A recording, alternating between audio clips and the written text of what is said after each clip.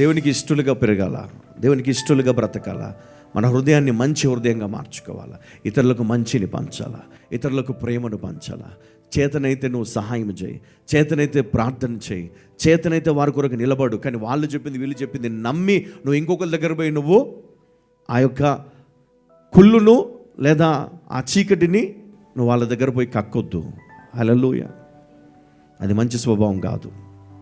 ఎందుకంటే నీ దేవుడు నీకు అది నేర్పించలేదు. ఏం నేర్పించాడు? కుటుంబ విలువలు నేర్పించాడు, సంఘ విలువను నేర్పించాడు, క్రమశిక్షణను నేర్పించాడు, సమాధానపరచు ఆత్మను ఇచ్చాడు దేవుడు నీకు. మనం ఒకరికి మంచి చేయాల్సిన అవసరం లేదండి, చెడు చేయకపోతే చాలు. నువ్వు చూసావా నీ కళ్ళతో? చూడలే కదా. నువ్వు విన్నావా నీ చెవులతో? వినలేదు కదా. వాళ్ళ హృదయం కుళ్ళుతో నిండిపోయింది కాబట్టి వాళ్ళు పలుకుతారు, చాలా చెప్తారు నీకు. ఎందుకంటే నిన్ను తప్పించాలి, ఇక్కడి నుంచి నిన్ను వెళ్ళగొట్టాలి. నువ్వు ఉండకూడదు సేవకుని పక్కన. యేసుక్రీస్తుని వెంబడించకూడదు, క్రీస్తుని వెంబడించొద్దు. ఆయన దొంగ అని చెప్తారు, ఆయన మోసగాడని చెప్తారు. నీకు తెలియదా నీ తల్లి ఎట్లాంటిదో, నీ తండ్రి ఎట్లాంటి వాడో? ఎవరో వచ్చి చెప్తున్నావు నమ్ముతావా? అంత బలహీనమైన విశ్వాసమా మీది? అంత బలహీనమైనటువంటి హృదయం అనేది? ఆశీర్వదించబడకపోతున్న దేవుడు వాళ్ళని ఆశీర్వదించలేదండి అంటారు. ఎందుకు పోలా చర్చికి? వాళ్ళే అడుక్కుంటున్నారు. ఒకవేళ దేవుడు వాళ్ళని ఆశీర్వదించాడు అనుకోండి, అప్పుడు ఏమంటారు తెలుసా? ఎవరిని దోచుకున్నారో. దేవుడు ఆశీర్వదించినా తప్పే, ఆశీర్వదించకపోయినా తప్పే. నేటి సమాజం. మనం ఎందుకు వెళ్ళాలండి మందిరానికి? పాస్టర్ గారు ఎట్లున్నారు, పాస్టర్ గారి భార్య ఎట్లుంది అంటే యేసుక్రీస్తు ఆ సమయంలో అనుకుని ఉంటాడు, నిజంగా నేను ఎందుకు వచ్చాను అసలు కదా, నేను ఎందుకు వచ్చాను? నేను నా తండ్రి పంపాడు, నేను వచ్చాను. కానీ ఇక్కడ ఏం జరుగుతుంది?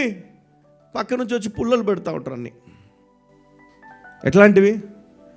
అది విని గుండె పగిలి వాళ్ళకి మానేయాల కదా. యేసుక్రీస్తు కోరుకునేది ఏంటంటే, ఒక సేవకుడే ఇంత నలిగిపోతుంటే, ఆ రోజు యేసుక్రీస్తు ఎంత నలిగిపోయి ఉంటాడు? అందరు సిలువ వేయండి, సిలువ వేయండి, సిలువ వేయండి అని అరుస్తూ ఉంటే ఎవరి మాటలు నమ్మారు వారు? పరిసయ్యుల మాటలు, అక్కడ నాయకుల మాటలు కదా. నమ్మారా లేదా? శాస్త్రుల మాటలు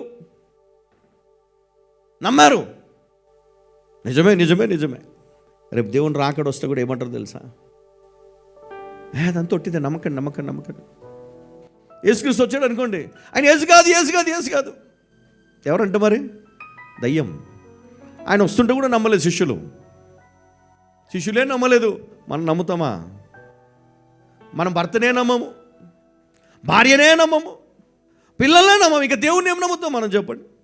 మన సేవకుని అసలే నమ్మం. దేవునికి మహిమ కలుగును గాక. హృదయంలో బాధ, వేదన. ఆయన ఎందుకు వచ్చాడు తెలుసా? దయ్యాల ఆత్మతో రాలేదు, ఏదో దయ్యాలను మీ మీదకి వదిలి అవి వెళ్ళగొట్టి ఏదో మోసాలు చేసి దోచుకోవడానికి రాలే, ప్రాణం పెట్టడానికి వచ్చాడు. యెషయా 53:5 అన్నాడు, ప్రవక్త అంటున్నాడు, ఆయన పొందిన దెబ్బల ద్వారా మనకు స్వస్థత కలుగుచున్నదని. ఇర్మియా ప్రవక్త అంటాడు 33:6 చిత్తగించుము, నేను దానికి ఆరోగ్యమును స్వస్థతను రప్పించుచున్నాను. కీర్తన 107:20 మనం చూసినట్లయితే, ఆయన తన వాక్కును పంపి వారిని స్వస్థపరచను. వాక్కును పంపి. మత్తయి సువార్త 11:28 చూస్తే, ప్రయాసపడి భారం మోయించిన సమస్త జనులారా నా యొద్దకు రండి, నేను మీకు విశ్రాంతిని కలుగజేతును అంటున్నాడు. ఈయన విశ్రాంతి కలుగజేస్తానంటున్నాడు. అంతేగాని నేను దయ్యములకు అధిపతిని అని ఆయన. ఒకవేళ దయ్యములకు అధిపతి అయితే వచ్చి చచ్చిపోతాడా? ప్రాణాలు అర్పిస్తాడా? మన పాపాలకు విముక్తినిస్తాడా? మన పాపాలను వెలబెట్టి కొంటాడా? మనకు విడుదలనిస్తాడా? ఇవ్వడు కదా. కానీ ఎందుకు ఆనాడు ప్రజలు నమ్మారు, ఈరోజు కూడా నమ్ముతున్నారు. నేను ఒకటే చెప్తా, దేవుని బిడ్డలుగా మనం ఉన్నాము. మన కాళ్ళు జారిపోకుండా మనం వెళ్ళే త్రోవను జాగ్రత్తగా మనము నడిస్తే ఎవరో వచ్చి మనం నెట్టేయాల్సిన అవసరం లేదు, ఎవరో వచ్చి మనకు ఆ మార్గం చెప్పాల్సిన అవసరం లేదు. దేవుడు మనకు తోడుగా మనం నడిపిస్తాడు. ఆ మార్గంలో తిన్నగా నడిపిస్తాడు నిన్ను. హల్లెలూయా, హల్లెలూయా, హల్లెలూయా. ద్వితీయోపదేశకాండం 7వ అధ్యాయం 15వ వచనంలో చూస్తే, యెహోవా నీ యొద్ద నుండి సర్వ రోగములను తొలగించును. హల్లెలూయా. ఏం చేస్తాడంటే ఆయన సర్వ రోగములను తొలగిస్తాడంట. అందుకని ఆయనను యెహోవా రాఫా అని మనం పిలుస్తాం. దేవుడు మనకిచ్చినటువంటి శ్రేష్టమైన వాక్యమును బట్టి దేవునికి నేను మహిమ ఘనతని చెల్లిస్తున్నాను. కుటుంబ విలువలను గురించి కూడా యేసుక్రీస్తు అక్కడ ప్రస్తావించాడు. చివరి వచనాలు మనం చూసినప్పుడు, ఈరోజు మనం ఒక కుటుంబంగా ఉన్నాం. ఎవరికి వారికి మరి దేవుడు ఇచ్చిన కుటుంబం ఉంది. కానీ దేవుడు మనందరినీ కలిపి ఒక దగ్గర దేవుణ్ణి ఆరాధించే మనము, దేవుణ్ణి అంగీకరించిన మనమందరము కూడా ఒక శరీరముగా ఉన్నామని దేవుడు జ్ఞాపకం చేస్తాం. అందుకనే నీ అన్న పైన, నీ తమ్ముని పైన, నీ తల్లి పైన, నీ యొక్క బిడ్డల పైన నిందలు వేసేవాడిని నీకు పని కట్టుకొని ఫోన్లు చేసి చెప్తారేమో, జాగ్రత్త, నువ్వు చాలా రిస్కులో పడిపోతావు, జాగ్రత్త, దేవుని ఉగ్రత నీ మీదకి వస్తుంది, జాగ్రత్త. అందుకే దేవుని వైపు చూడండి.